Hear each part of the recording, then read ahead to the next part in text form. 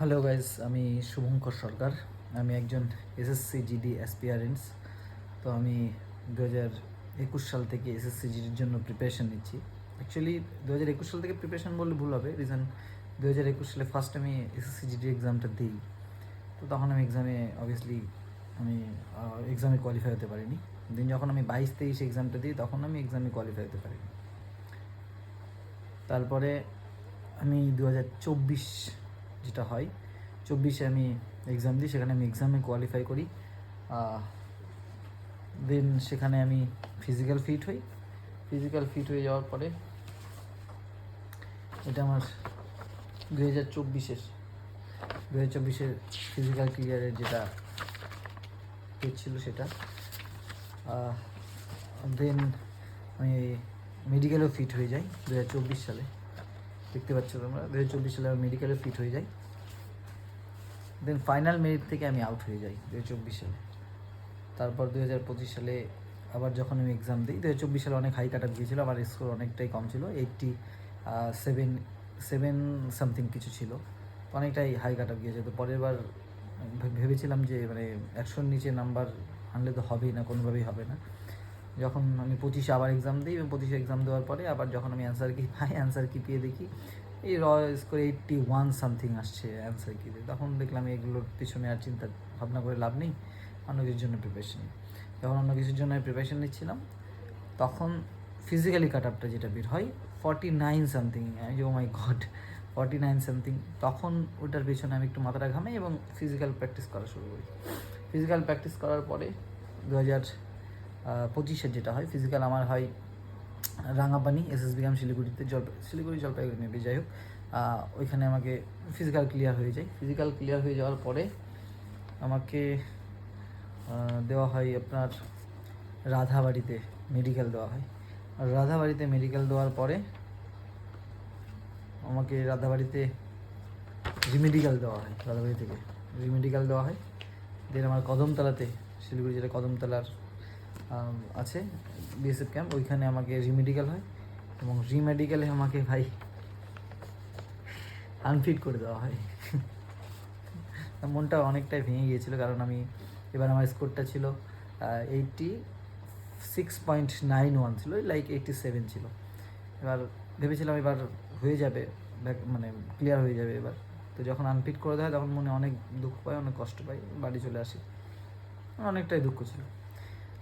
তখন যখন যে কারণে আনফিট করা হয় সেটার পেছনে একটু আমি কাজ টাজ করে দেওয়ার পরে যখন 15ই জানুয়ারি 2026-এ 15ই জানুয়ারিতে আসলো, 15ই জানুয়ারিতে যখন ওই রাত 9টা 9:30টার দিকে রেজাল্টটা আসলো, চেক করলাম, দেখি ভাই 84-এ বিএসএফে সিলেকশন হয়ে গেছে, আর আমার ফার্স্ট চয়েস বিএসএফ ছিল। এতটা ফেটেছে না ভেতরে, এতটা ফেটেছে, ওই মুহূর্তে ওই দুঃখ যতই যেই বলুক না কেন যে হ্যাঁ ভাই তোর দুঃখ আমি বুঝি, তোর দুঃখ বুঝি, কিন্তু ওই সময়ের ওই সিচুয়েশনের যে ভেতরে কি চলে ভাই কেউ শেয়ার করতে পারবে না, কেউ বুঝতে পারবে না। হ্যাঁ, অ্যাকচুয়ালি সেই বুঝতে পারবে যে তোমার মতো ওই সময় সেও একজন ক্যান্ডিডেট, সেও ওরকম মেডিকেল আনফিট হয়ে এসে বেরিয়ে গেছে, পরে দেখছে তার 1-2 নাম্বার বেশি ছিল। যে মুহূর্ত ভাই, ওইটার থেকে রিকভারি করা, ওর থেকে ফিরে আসা, নিজেকে সেভ করা খুব কঠিন। তো আমার যেটাতে মেডিকেল দিয়েছিল সেটার উপরে আমি কাজ করলাম, কাজ টাজ করার পরে আশা করি সেটাতে আমাকে পয়েন্ট ধরতে পারবে না এবার। আর 2026 সাল এটাই আমার লাস্ট অ্যাটেম্প্ট। আর আমার অনেক বন্ধুদেরই এবার চাকরি হয়ে গেল, তোমাদের মধ্যে অনেকেরই হয়ে গেছে। তো যাদের হয়ে গেছে তাদেরকে অনেক অনেক অনেক কংগ্রাচুলেশন। আর যাদের হয়নি তারা মনে ভাই জাট বেঁধে নাও, কারণ যদি তোমার লাস্ট চান্স হয়ে থাকে এটা, তাহলে তোমাকে এটাতেই সিলেকশন নিতে হবে, না হলে নেই। আর যদি তোমার লাস্ট চান্স এটা নাও হয়ে থাকে, তাও আমাদের মতো ফ্রেশারদের জন্য এটা অগ্নিবীর, সবাই জানে যে অগ্নিবীরদের জন্য 50% প্লাস ট্রিটমেন্টস দিয়ে সব 50% প্লাস ওদের রিজার্ভ হয়ে যাচ্ছে। তো আমাদের জন্য কম্পিটিশনটা আরও হাই হয়ে যাবে, আমাদের জন্য বলতে তোমাদের জন্য, আমার তো এটাই লাস্ট চান্স। তো তোমার জন্য একটাই হাই হয়ে যাবে, চেষ্টা করো এইবারই নিজের একটা সিট নিয়ে নেওয়ার। আমিও ট্রাই করছি, এটা আমার লাস্ট অ্যাটেম্প্ট।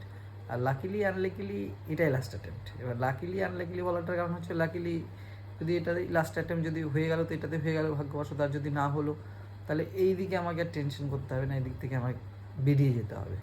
তাহলে লাকিলি একদিকে হলো, আর যে আনলাকি বলতে চাই যে এটাই আমার লাস্ট অ্যাটেম্প, যদি না হয় তাহলে আর জীবনে এসএসসি জিডির বর্দিটা আমি আর পাবো না। যখন আনফিট হয়ে আর বাড়িতে ফিরি না ভাই, তখন বাড়ির লোকজন বলছিল, মা বাবা অনেক বন্ধুরা বলছিল যে অন্য কিছুতে ট্রাই কর, মেডিকেল যেটাতে নেই অন্য কিছু ট্রাই করে। বাট মানে ট্রাই করলে তো করাই যায়, বাট ওদেরকে কীভাবে বোঝাবো যে এসএসসি জিডির যে একটা বর্দি, এসএসসি জিডির একটা জব, এটা তো শুধুমাত্র জব নয়, মানে এসএসসি জিডির বর্দিটা একটা ইমোশন ভাই, মানে বলে বোঝানো যাবে না। না এর পেছনে মানে কতটা ইমোশন লেগে থাকে কাজ, কতটা ইমোশন কাজ করে। তো এবার সবাই জানো ভ্যাকান্সি লাইক 24,000+ মতো আছে। তা আশা করি ভ্যাকান্সিটা বাড়বে, কারণ যেহেতু প্রত্যেকবারই বাড়ছে ভ্যাকান্সিটা, এবারে হয়তো বাড়বে। তারপরে এবার কোশ্চেন প্যাটার্ন এডুকেটিভ থেকে হবে, এডুকেটিভ টিসিএস একটু 19-20 হবে হয়তো কোশ্চেন, আমার যেটা মনে হয়, কারণ কোশ্চেনের সিলেবাস তো সেমই আছে। এবার কোশ্চেন সিলেবাস থেকে বাইরে তো আর করবে না, না সিলেবাস থেকে করবে, একটু কোশ্চেনের ধরনটা হয়তো একটু 19 আর 20 হতে পারে, যেটা আমার পার্সোনালি মনে হয়।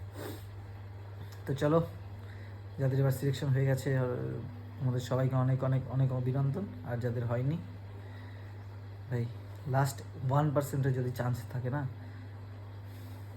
নেওয়া উচিত ভাই। কারণ ওই রাজকুমার রাও একটা ডায়লগ ছিল একটা সিনেমাতে যে नहीं हुआ तो क्या हुआ, हाँ बर्बादी के हद तक करेंगे, क्योंकि कुछ रिश्ते में ना बेटा लॉजिक नहीं होता, ম্যাজিক होता है। তুমি কীভাবে জানবে যে তোমার হয়তো এই 1% যে চান্সটা ছিল সেটাতেই ম্যাজিক হয়ে গেল। তো তোমরাও কারা কারা এসএসসি জিডির জন্য প্রিপারেশন নিচ্ছ অবশ্যই তোমরা সবাই কমেন্টে জানাবে, আর কার ফার্স্ট চয়েস কী সেটাও অবশ্যই জানাবে। যেমন আমি গেলবার আমার ফার্স্ট চয়েস ছিল বিএসএফ, দুইবারই ফার্স্ট চয়েস বিএসএফই ছিল, কিন্তু এবার ভাই অগাধের বাইরে দিয়ে দিয়েছি। হ্যাঁ চলো, হবে তো এমনিতেও হবে, না হলে কিছুতেই হবে না, অগাধের বাইরে দিয়ে দিয়েছি। এবার ফার্স্ট চয়েস দিয়েছি আমি এসএসবি, দেন আমি দিয়েছি, সরি ভুল বললাম, এবার ফার্স্ট চয়েস দিয়েছি আমি এসএসএফ, সেকেন্ড চয়েস দিয়েছি আমি এসএসবি, দেন সিআইএসএফ, দেন বিএসএফ।